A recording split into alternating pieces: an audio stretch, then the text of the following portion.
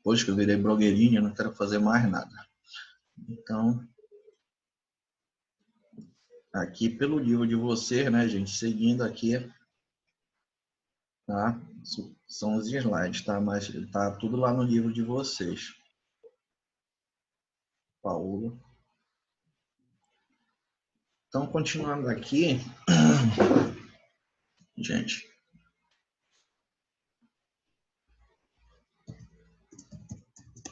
Sim, Lídia. A gente tem que se reinventar, né? Até nas crises. Então, mais cientificamente sempre, né? Graças a Deus. Nunca enganando as pessoas com fake news. Então, a ansiedade, gente, pelo slide de vocês aí, ela não é somente uma causadora de transtornos físicos, mas também é um fenômeno psíquico que provoca distúrbios fisiológicos, não sendo espontâneo e dependente de vários fatores externos. Né? A ansiedade também é considerada como uma emoção típica do estresse. Então, comentando um pouco aí, né? Geralmente a ansiedade ela é mais falada, né? Porque ela causa transtornos físicos, né, gente? Geralmente as pessoas elas falam, né, que estão sentindo, né? Sentindo-se muito ansiosas, né? Ou suam muito, né? Ou não param de pensar naquilo, né? Palpitação, né? Chega a ter algumas que até penso que é problema cardíaco às vezes, né? Quando vai no cardiologista, o cardiologista olha os exames e diz, não, tá tudo normal aqui. Né? Então, a ansiedade, ela é, assim, eu acredito que mais relatada, né? Porque ela causa alguns transtornos físicos bem evidentes, né, pra gente, incomoda bastante. Né? Eu sou muito ansioso também. Tá sempre fazendo alguma coisa, senão a minha energia acumula muito, né? Mas ela também, né, gente, por um outro lado, psicicamente, ela é muito ruim, né? Principalmente quando ela passa a ser um transtorno, né? A pessoa fica muito ruim. E ela depende muito dos fatores externos, né? Que era aquilo que a gente estava vendo no vídeo do Minuto Psíquico, que ele fala que está ligado a alguma situação externa que a gente tenta prever o desenrolar dela, né? Então, a pessoa está sempre ansiosa por causa de alguma coisa, né? Ou é o fim do isolamento, ou porque está preocupado com dinheiro, né? Que tem que trabalhar e não pode sair de casa, né? É alguma coisa externa, geralmente. Tá? Mas também pode ser algo tipo interno, né? Tipo, será que eu me contaminei? Como eu fiz uma live no sábado com meus alunos de psicologia, né? E alguns estavam relatando que tem pessoas entrando em pânico, né? Porque acham que pegaram o coronavírus, né? Estão, tipo, gripados ou algo desse tipo, né? Então, até a questão do próprio diagnóstico em si, né? De algo interno, né? Tá deixando as pessoas ruins, tá? E ela se encaixa onde, gente? Ela é uma emoção que ela é típica do estresse, né? E estresse, a gente sabe, principalmente vocês aí da educação física, que estresse tem que ser combatido.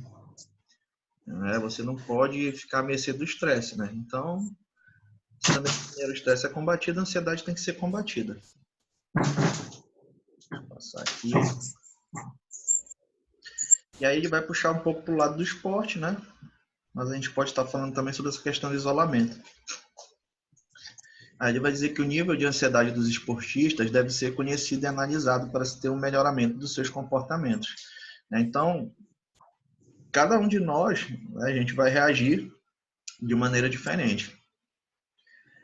Que é por isso que eu costumo dizer que tudo na psicologia é diferente da medicina, né? Porque cada um teve uma história, cada um foi criado de uma maneira, foi educado de uma maneira, né? Foi ensinado a sentir de uma maneira, né? Outros nem tiveram contatos com emoções, ou tiveram poucos contatos.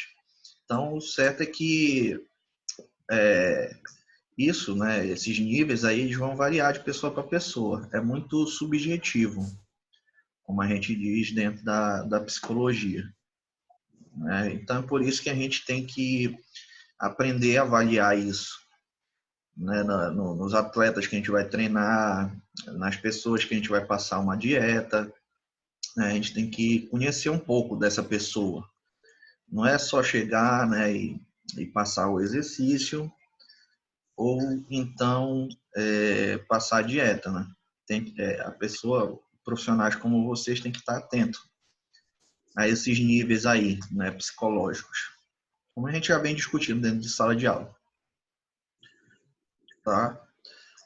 Então, essa avaliação é para identificar, né, o quê? Para quem a gente avalia uma pessoa, né, psicologicamente? Para saber os motivos. Paulo, teu áudio aqui, vou mutar. Os motivos, né, que levaram ele a estar ansioso, né, e com o objetivo de tentar reduzir essa ansiedade excessiva, buscando o amadurecimento e independência para produzir uma melhor performance global. Tá? Então, não é só identificar, né, qual o motivo da sua manifestação, né, mas também tentar buscar um amadurecimento e independência dessa pessoa, que nem a gente está conversando agora. É o autoconhecimento, né? Você saber por que você está tendo aquela ansiedade, por que aquilo está te deixando preocupado, e saber enfrentar isso, né? Criar estratégias para enfrentamento, né? E amadurecimento principalmente, né? Porque muitas vezes a gente não sabe lidar com certos sentimentos, né? E aí a psicologia ela vai fazer esse papel de amadurecimento da pessoa emocional, né? Para que ele possa ter o quê, né? Aqui dentro do esporte, né? É uma performance melhor, né? O que se busca com os atletas. Na nutrição, né? Para que ele possa se alimentar, né, melhor, com mais qualidade, né? Também.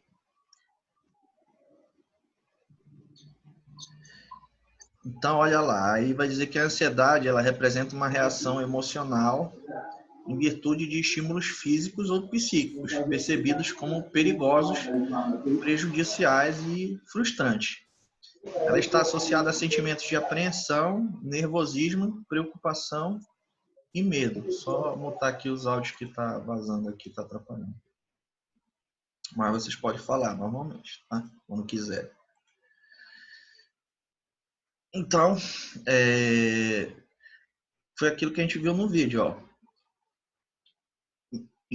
A ansiedade ela acontece porque é uma reação sua, tá? É uma reação tanto física quanto psicológica. Mas é uma reação o quê, professor? Alguma coisa está acontecendo no teu meio aí, no lugar onde você vive, onde trabalha, onde estuda. No caso, a gente está passando tudo a mesma coisa, né? A gente está tudo trancado dentro de casa, né? Então, a gente está passando por situações comuns, né? Então, só que isso está sendo percebido para a gente como perigoso, prejudicial e frustrante, né? Perigoso, né? Porque está todo mundo com medo de pegar o coronavírus, né? Não é só eu, todos vocês.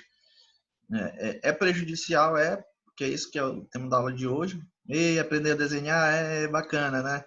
Pois é. É prejudicial, né? Porque eu tô comendo pra caramba nesse isolamento, não tô fazendo exercício, né? Então, eu tinha feito só 2 treinos de boxe tailandês, aí parei.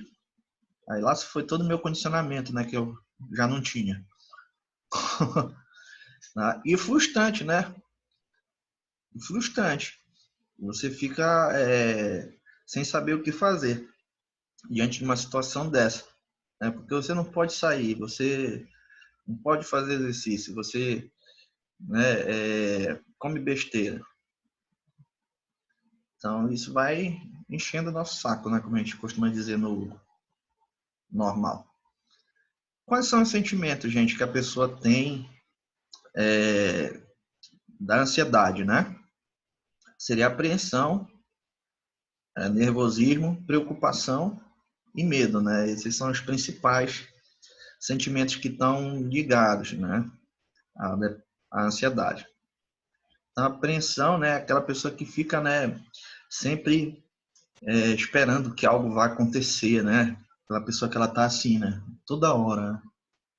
Olhando de um lado para outro, né? Ela tá apreensiva, né? O nervosismo, né? Isso é mais comum, né? Você toca na pessoa, né? Ou então vai falar um bom dia para ela, a pessoa, mas por quê? Hoje é um bom dia? É, realmente é um bom dia, né? A pessoa toda nervosa, né? E preocupada e com medo, né? Que é isso que a gente está observando também na grande maioria. As pessoas preocupadas se vai terminar esse isolamento, né? As pessoas querendo voltar, né, para a sala de aula, né? E com medo, né? E quando voltar, né? Será que vai ser normal? Será que vai voltar, né? Tudo ao normal? A gente fica se questionando muito isso, né? E vocês, o que acham até agora? Estão entendendo? Alguma dúvida sobre esses sentimentos aí?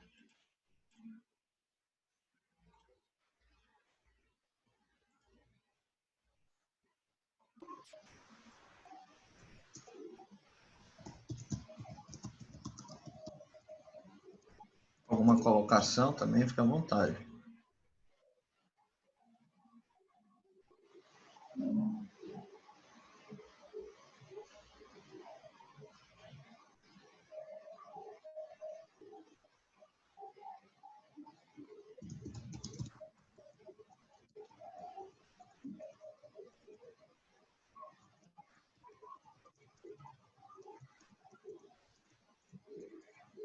Tá. Vamos continuar, né? Deixa eu passar aqui para o slide de novo.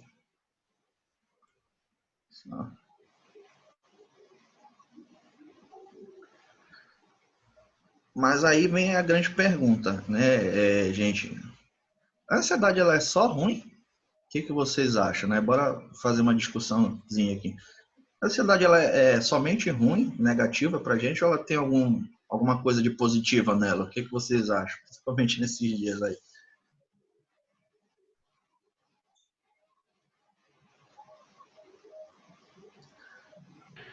Professor, eu acho que ela não é de todo ruim, né? Assim, ruim quando a gente não consegue executar aquilo que a gente quer fazer por causa da ansiedade. Mas, no meu ponto de vista, né? A ansiedade, ela, tipo assim, te permite sentir que você, no meu ponto de vista, que você gosta daquilo que você quer fazer, aquilo que você está ansioso, porque você quer fazer aquilo bacana, entendeu? Bem executado. Mas já quando já fica assim, tipo, patológica, que você falou, aí pra mim já se torna ruim, né? Mas assim, na minha opinião, ela não é de todo ruim. Minha opinião, né? Que eu sou eu, né? Individual. Não, fica à vontade, né? A aula não é só para a gente, né, passar conteúdo, também é para a gente conversar um pouco, né? Até porque são experiências comuns. Mas alguém além da Lídia, ou todos vocês acham que a ansiedade ela é somente ruim?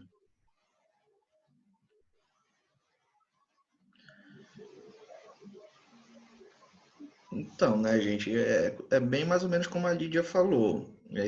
Todos os nossos sentimentos e emoções, gente, eles são divididos, né, entre bons e ruins, né, mas não necessariamente eles são somente ruins. A ansiedade, no caso, né, ela está ligada a um alerta de perigo, na verdade, para a gente. Então, ela está informando a gente de que algo provavelmente errado vai acontecer, que a gente precisa avaliar. Então, ela é um sentimento de sobrevivência, né? E então ela é importante a gente ter isso, né? Falando em termos de sobrevivência. E como a Lídia falou, às vezes a ansiedade é bom, né? Quando você quer, por exemplo, muito fazer alguma coisa, né? Por exemplo, eu fico toda hora, o que tem me salvado muito nesse isolamento é tocar violão, por exemplo. Quando eu não estou dando aula para vocês, terminei minhas coisas, eu fico tocando violão, né? E isso me tira bastante meu estresse e diminui minha ansiedade. Aí quando eu não tô, eu fico aqui só mentalizando, né? Que nem a Lídia falou, né? É algo estimulante, né? Ela não está fazendo no momento, mas ela está pensando naquilo, né? Então isso de certa maneira é bom, né? Tá? Agora, quando é que passa a ser patológico? Vamos olhar aqui no slide de novo. Então, ligado aí ao esporte, né? Para o esporte, né? A ansiedade ela não é considerada somente um sintoma negativo, tá? Que atua de forma drástica na performance do atleta. Ela também é positiva, né? Ou até mesmo indiferente, pois irá depender das características da personalidade, da dificuldade, da tarefa e da habilidade do atleta, tá? Então, ela pode tanto influenciar, né, no esporte, quanto não influenciar. Por quê? Vai depender, novamente, do que eu sempre digo para vocês, de vários fatores, né? Vai depender da personalidade da pessoa, entendeu? Da dificuldade da tarefa e da habilidade. Por exemplo, né, ele mostra aqui, atirar, né, armas de fogo. Será que o indivíduo muito ansioso, né, essa ansiedade dele vai favorecer a atirar, né? Ou então, sei lá, o arco e flecha, né, também pode ser, o dardos, né, que é olímpico também. O que vocês acham?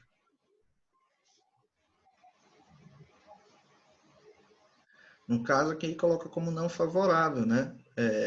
Porque para você atirar, você precisa ter precisão, né? Calma, né?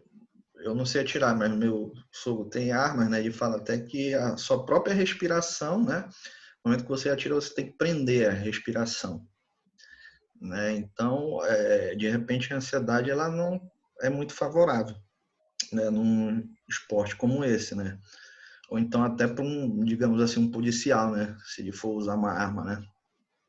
Também, né? E no caso aqui, por exemplo, de artes marciais, será que a ansiedade ela é favorável? Pode ser, né? Também, porque aí o atleta ele acaba descarregando, né? Aquela energia que eu costumo dizer que é o build-up, né? Do atleta, né? Que faz arte marcial, né? Ele vai construindo, né? Toda aquela tensão, né? Aí quando chega, né? Na hora do vamos ver, né? Ele solta tudo aquilo, né? Então é importante, né? Então a gente vê que para determinados esportes a ansiedade ela pode afetar ou não, né? E na nutrição, o que vocês acham que acontece com a pessoa? Pode ser uma ansiedade positiva ou geralmente é negativa as pessoas, né, estão buscando uma dieta ou se alimentam, na opinião de vocês?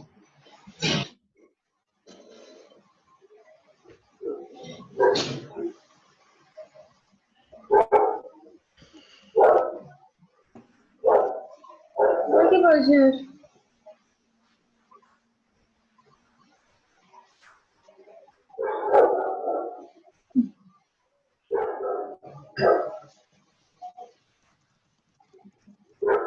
Acredito então que na nutrição também, né, a gente vai estar afetando também a pessoa, né? De maneira positiva, eu acredito que a vontade, né, de comer aquele alimento gostoso, né, tal, acaba estimulando a pessoa saudavelmente, né? E por outro lado, quando a pessoa está fazendo dieta, né, ela fica pensando, né, quando é que eu vou voltar a comer hambúrguer, né? Quando é que eu vou voltar a comer pizza, né? Então, pode ser desfavorável nesse sentido, né, também. Aí vai de quem é nutricionista desenvolver certas estratégias para isso, né? Então, mais especificamente, a ansiedade, gente, é uma forma específica de excitação, tá? É o arousal, né, como a gente diz no inglês, né? É a excitação mesmo, né? O levantamento, né? A estimulação, né? Ela é uma estimulação, tá? Então, a ansiedade, se ela não for muito grande, pode motivar também reações maduras e ajustadas. Então, a ansiedade, se ela for bem compreendida, né? Se ela for bem utilizada, ela pode servir para te motivar, né? Tá? E a ansiedade sendo provocada por uma ameaça pessoal também pode agir como um motivo. E a partir disso as pessoas aprendem a evitar a ansiedade, mais no nível humano. E às vezes tem certas situações na vida, né, que não são colocadas como algo para ser se ajustado, né, mas são colocadas como desafios, né? Ah, será que você consegue correr tantos metros? Será que você consegue fazer uma dieta de um mês? Né? Então, isso, ao invés de ser um desafio saudável para a pessoa, ela passa a sentir isso como uma ameaça. Então, acho que a chave aí da ansiedade é quando você começa a se sentir ameaçado. Né? Ah, eu não vou conseguir, né, correr tantos metros, é muito difícil. Né? Então, não vou conseguir fazer uma dieta. É impossível isso. Comer só sopa durante o isolamento, eu não vou conseguir. Entendeu? Então, acho que passa a ser prejudicial quando você começa a se sentir ameaçado pessoalmente. Tá? Então, é bom, né, quem está sentindo, né, esses sintomas aí, fazer uma avaliação nesse sentido, né, se você se sente ameaçado em algum nível. Tá? E aí o Murray, já em 83, ele refere-se a este comportamento como um mecanismo de defesa nosso, né? É mais psicológico, como a gente diz. Às vezes a gente, sem querer, né, a gente faz determinada coisa, né? Pode ser até uma coisa importante para você, né? Como fazer um exercício ou então fazer uma dieta. Mas da feita que você sente isso como uma ameaça, né? Inconscientemente o seu organismo ou o seu psiquismo, né, você passa a se defender, tá? Isso é natural também do ser humano. Só que é preciso a gente avaliar um pouco isso, né, para não ficar muito extremo, tá? Então, a literatura existente considera a ansiedade a partir de 3 referenciais teóricos. A ansiedade em relação à característica da personalidade, portanto, esta pode ser traço ou pode ser estado. Tá? Que nem lá naquela teoria lá da personalidade que a gente viu, dos traços, né? Aquela primeira. Né? Então, a personalidade pode ser algo da pessoa, né? Como a gente estava falando aqui, pessoal, alguns são mais ansiosos que os outros. Sim, né? Tem algumas pessoas que vivem, né, a vida mais intensamente, né? E também sentem mais intensamente determinados sentimentos, tá? Essa teoria refere-se à ansiedade traço, como um estado relativamente estável, e está ligado diretamente com a personalidade do indivíduo. Tá? Então, temos aqui a ansiedade traço, né, que está ligado ao que a pessoa já tem, né, ou nasceu com isso, né, não se sabe, né, teria que se avaliar. E a gente tem aqui a ansiedade de estado, né, que eu acho que tem mais a ver com o momento que a gente está vivendo, né, o do isolamento, né, que é sentido ansiedade por causa de um estado que a gente está sendo voluntário, né, fazer, né, que é esse isolamento aqui. Então, ele refere-se ao estado ansiolítico no qual o indivíduo se encontra num determinado momento. Tá? Então, é o que a gente está sentindo agora. E um segundo referencial teórico da ansiedade seria a teoria multidimensional da ansiedade. Essa teoria considera 2 subcomponentes, então ela é um pouco mais complexa. Tá? Então, ela vai levar em consideração o que você pensa, né, a ansiedade cognitiva, a ansiedade somática, o que você sente, né? Somático quer dizer somatizar. Não sei se vocês já ouviram falar desse termo, né? Mas ele está ligado ao seu psiquismo influenciando no seu corpo, né? Isso que é a somatização. Então, como a gente diz, às vezes quando a gente adoece aqui, né, a gente acaba sentindo no corpo também. O termo que a gente utiliza dentro da psicologia é somatização.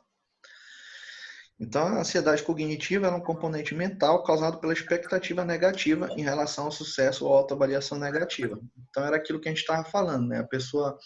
Tem pessoas que estão pensando, essa epidemia não vai passar, né? Vai aumentar os casos, o índice de cura é muito baixo, né? Então, isso são expectativas negativas, tá? São crenças, como a gente costuma dizer, dentro do... Oi? Opa, tá um monte aqui que tá vazando o áudio. Letícia. Beleza. Então, voltando aqui, né? Opa, até bagunçou aqui. Deixa eu ver qual era que a gente estava.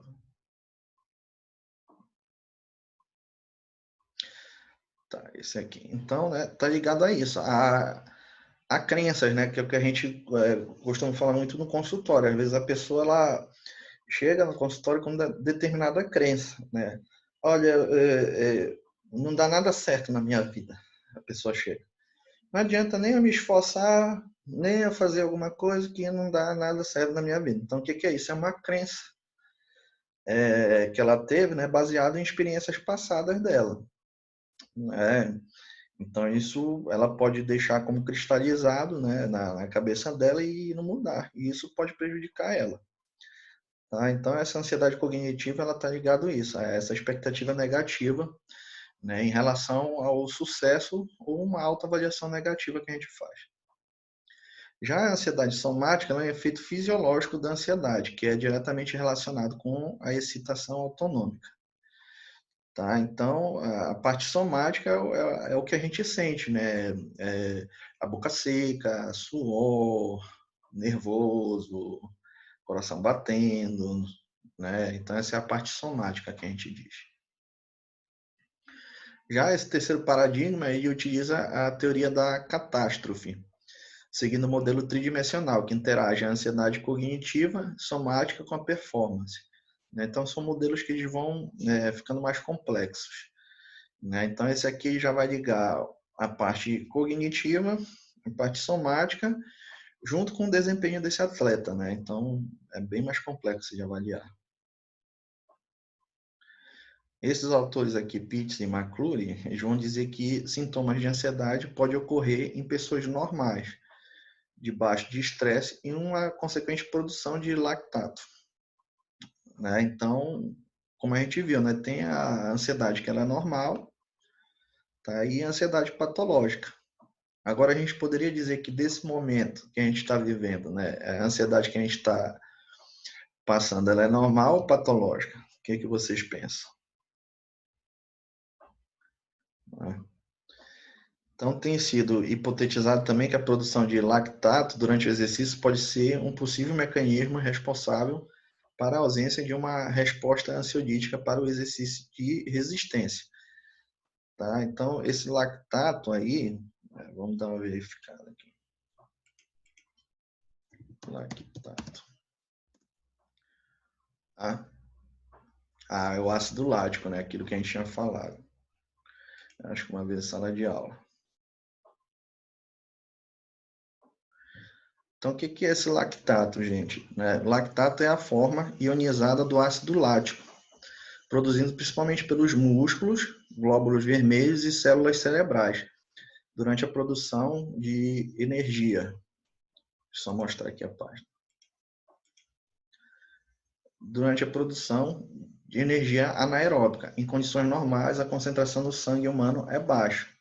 O lactato é produzido durante esforço muscular intenso, quando as células não são suficientes, ou são completamente privadas de oxigênio, glicose anaeróbica.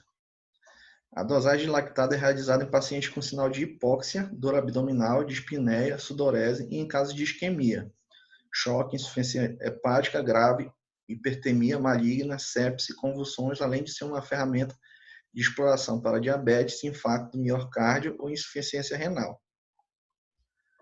Tá? Então, a mensuração do lactato tem se mostrado uma ferramenta importante no diagnóstico, monitoramento e prognóstico de diversas síndromes clínicas, como no caso de pacientes portadores de choque cardiogênico, síndrome da resposta inflamatória sistêmica e pacientes oncológicos que sofreram ressuscitação cardiopulmonar. Então, bora voltar aqui para o slide. Agora que já aprenderam o que é lactato. Olha aqui. Olha o que esses caras estão dizendo para vocês. Eles dizem que os sintomas de ansiedade podem ocorrer em pessoas normais debaixo de estresse e uma consequência produção de lactato. Então, olha lá, a consequência fisiológica da ansiedade é a produção de lactato. E o lactato ele é produzido quando a gente produz exercício, que a gente sente aquele dolorido no músculo, vocês sentem quando vocês fazem exercício, essa produção de lactato, né? Então, isso pode ser tanto para a regeneração das células, né? Mas também como pode indicar algo ruim, né? A presença de muito lactato no teu organismo, tá? Por isso que é importante a gente cuidar da ansiedade. Faltam 8 minutos para terminar, tá? Então, tem sido hipotetizado também que a produção de lactato durante o exercício pode ser um possível mecanismo responsável para a ausência de uma resposta ansiolítica para o exercício de resistência. Então, o lactato aqui, né, ele vai ajudar, né, no exercício, no caso aqui é o contrário, né, para reduzir a resposta ansiolítica para o exercício de resistência. Então, continuando aqui, a ansiedade constitui um dos componentes mais habituais da reação emocional normal do homem, face a diferentes situações ambientais. Quando responde de maneira adequada à intensidade e duração, as características objetivas das diferentes situações e estímulo representam um mecanismo normal e fundamental de vigilância do organismo, determinando de uma melhor resposta aos estímulos externos, tanto do ponto de vista biológico como comportamental, portanto favorável à sobrevivência. Então, o que é a ansiedade saudável, né? Vamos assim dizer? Ela é um mecanismo normal, gente, tá? Por quê? É importante para a gente estar vigilantes, né, ao que está acontecendo com a gente, né? Então, que nem eu estava falando agora, é importante a gente se precaver, né, durante esse isolamento, né? É importante a gente ter higiene, é importante a gente saber onde a gente vai, né? Não ir para lugares que tem muita gente, né? É importante a gente ter esses cuidados, tá? Então, essa ansiedade que a gente sente em relação a esse isolamento, ela é um mecanismo normal, ok? Porque a gente está se prevenindo, tá? Para determinar uma melhor resposta ao que está acontecendo a gente, tá? Tanto do ponto de vista biológico como comportamental. Então, nesse ponto, a ansiedade ela é saudável, ok? Então, e quando ela é patológica? Ela é patológica quando ela é inadequada, né? Quando ela te incomoda ou quando ela faz você sofrer, tá? Então, digamos que você já tomou todas essas precauções, né, que a gente falou agora. E mesmo depois dessas precauções, você ainda se sente mal, né? Você ainda se sente incomodado, né? Você ainda não para de pensar nisso, né? Então, pode ser que isso esteja te fazendo mal, tá? Que não esteja legal para ti. Então, nesses casos, pode se referir a uma condição patológica, né, em si, podendo produzir diversos distúrbios ou apresentar associada a doenças de importância médica, tá? E aí ele vem, né, falar aqui que, mas qual é o limite, né, professor? Vocês me perguntam, entre normal e patológico, né? É um pouco difícil da gente definir, gente, realmente, né? Só que a ansiedade ela pode se apresentar em vários níveis, tá? À medida que a ansiedade se apresenta de forma patológica, chegando no grau de sofrimento subjetivo grave da pessoa, incapacitando a levar de uma vida normal. Então, tem pessoas que, quando você para, por exemplo, de trabalhar, de produzir, né, de dormir direito, mas isso pode ser um indício, né, de que essa ansiedade esteja sendo patológica para você. Tá? Mas normalmente é um pouco difícil da gente saber o limite. Tá?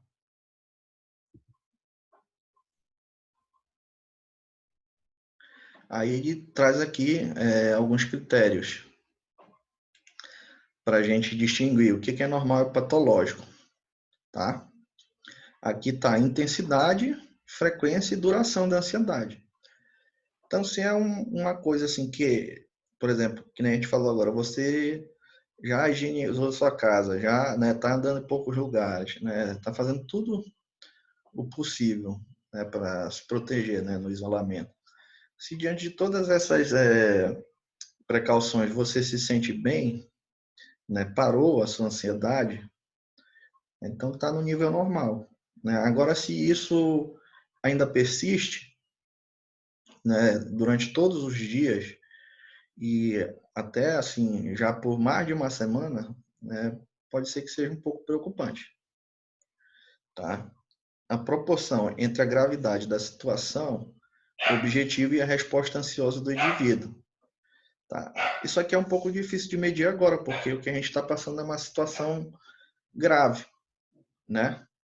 Mas, assim, digamos que depois de tudo isso, né, ter passado, né? Quando a pessoa, por exemplo, for pegar uma gripe no futuro, né? Como é que vai ser a resposta dela diante disso? Tá? Pode ser que mude, né? Por causa dessa nossa vivência de hoje. Então, pode ser que tenha uma proporção entre a gravidade da situação objetiva e a resposta ansiosa do indivíduo. Tá? Pode ser uma resposta desproporcional ao que está acontecendo. Agora é proporcional, entendeu? Porque a gente podemos vir a falecer, né?